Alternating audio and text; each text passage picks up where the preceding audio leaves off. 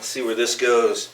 You guys should have heard our first practice round. It was amazing. Man, so good.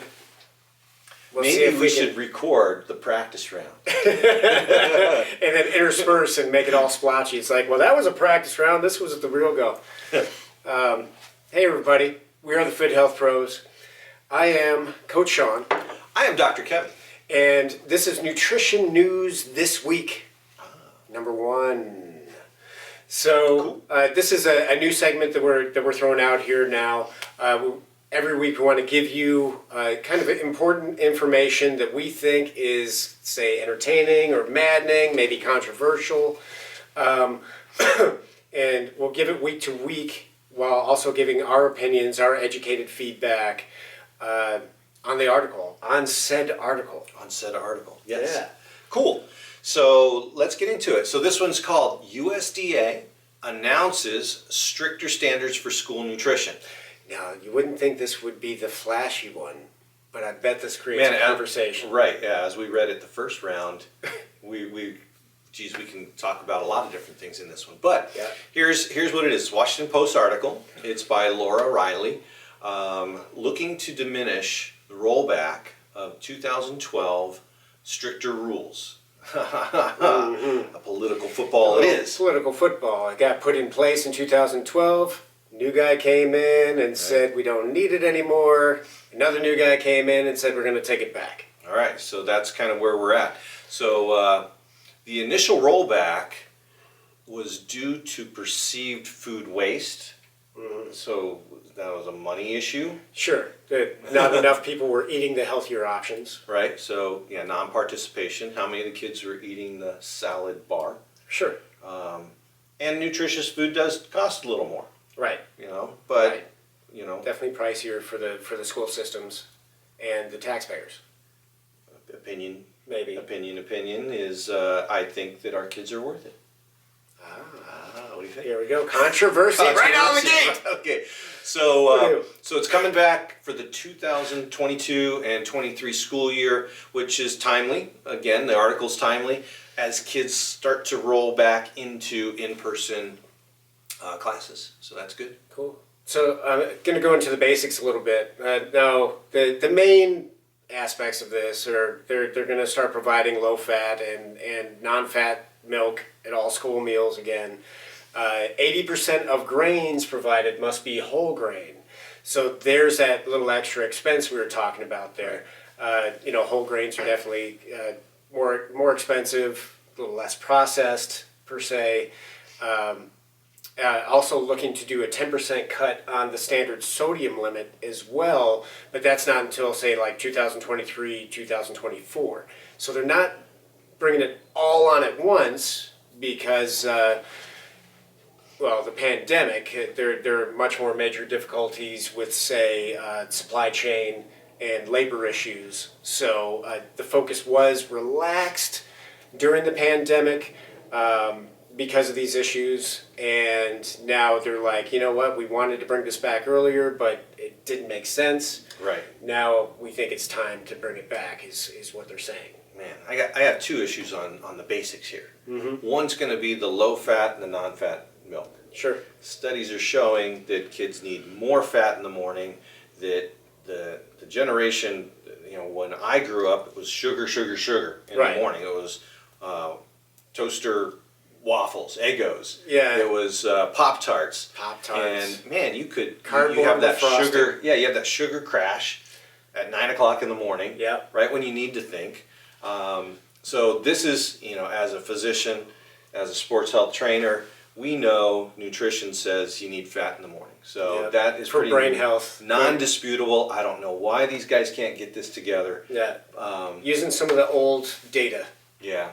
So I don't like that. Then the other thing's going to be, why couldn't they get this together during the pandemic? So yeah, they didn't bring it out to the schools because no kids were going to the school, right? Right. They were at home. But boy, perfect time for a Zoom meeting to get all of these things together so that when kids went back in person, it's already implemented. And maybe, or on the way. And maybe during that time they didn't know, I'll play other side, they didn't know who the new administration was going to be. Sure. So they put a hold on that. So, and okay, so that's what happened. Here we go. There we go. So why is it important? Well, school meals help combat hunger and ensure vital nutrition to over 30 million kids. So that's a lot of kids. That's a lot of kids. Here's kind of the sad stat, right?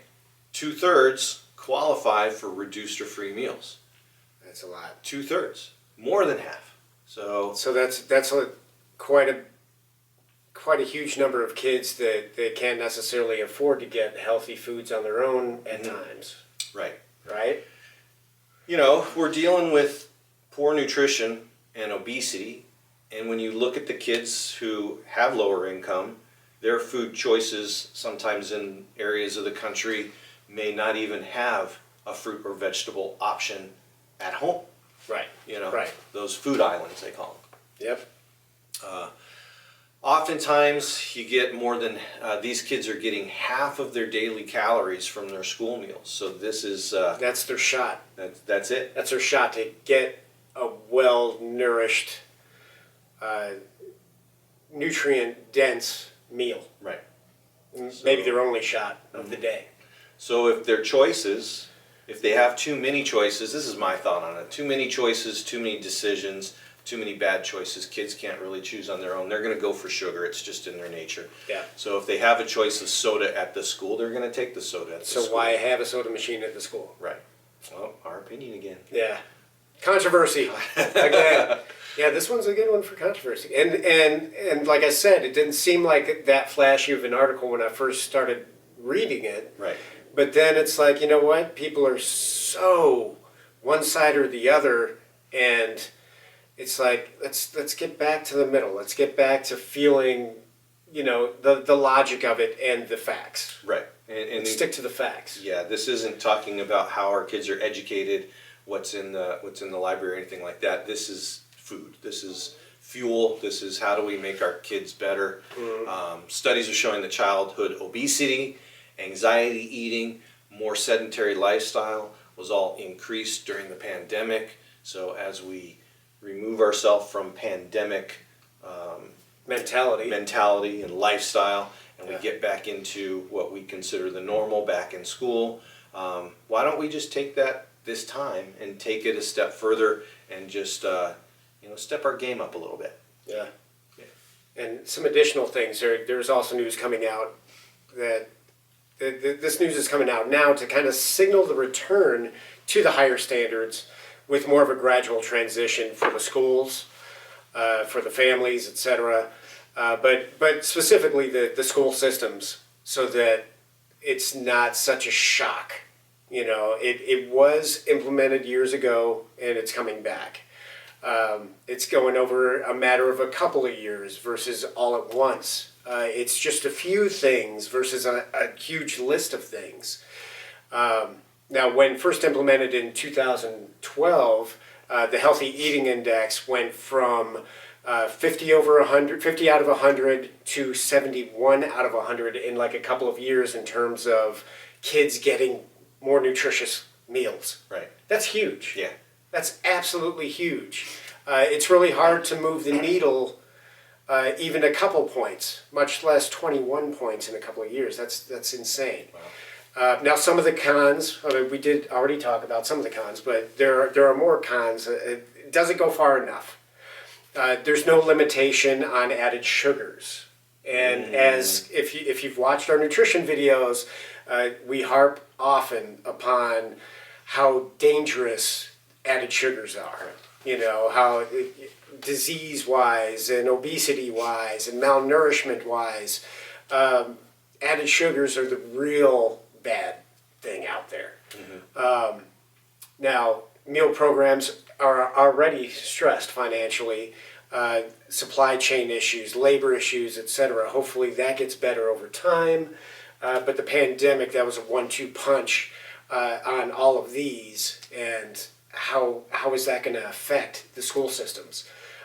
Also, there are a lot of waivers currently in place for school systems that just can't afford to do it right now. The inner cities and places that really do need it more, because these kids may not be getting nutrition at home as well, just due to the costs of healthy food versus processed foods. But it's going to take more paperwork to fill out, to keep those waivers going. It's going to take more labor on the other end to rubber stamp. Yeah, you're right, that waiver needs to keep going. So it doesn't deal with everything. Yeah. Right? It doesn't deal with some pretty big issues, but it's a start. Right. It's a start. And in my opinion, starting and implementing now is better than doing nothing. Right. Yeah. You know, our kids are pretty darn important. I think so. You know, my mind's running. I can think of a lot of different things to say about this article. Yeah. And we can get into a ton of different stuff, but just to kind of keep it simple, that's what this article is about, is making us think. Those of you who think that the government's too big and this is too big of a project, I mean, I can agree with that statement because it is hard to move something that large. Sure. When you're trying to implement that. A national scale is a huge scale. But what's the alternative? You know, let's not To do nothing. let's not paralyze ourselves by overanalyzing. Paralysis by analysis. You know, and if we just do nothing, it's easy to come up with excuses to never do it, and it is harder to get the work done. So find a way. Maybe if that's a local way, make it a local way. Sure. You know. Sure. Well, here we go. That's our. We had some controversy on this one. Yes. Please, if you have some comments, leave it down below. We'd love to get some interaction on this one. That's why we're doing these news segments, because it's timely. It's affecting us today. So please, if you have comments, comment. Go ahead and like, subscribe, ring the bell so you know when the next video comes out for more conversation. Yeah. We are the FitHealth Pros. Yep, I'm Dr. Kevin. I'm Coach Sean. Yep, and we enjoy bringing this to you. We're going to keep bringing this segment to you. Try to get a couple of these a month, if not more. So let us know what you want to see. Check out the other videos that we have as well. We've got a whole library, a veritable library of videos. Absolutely. So thanks again. We'll see you on the next one. Thanks, folks.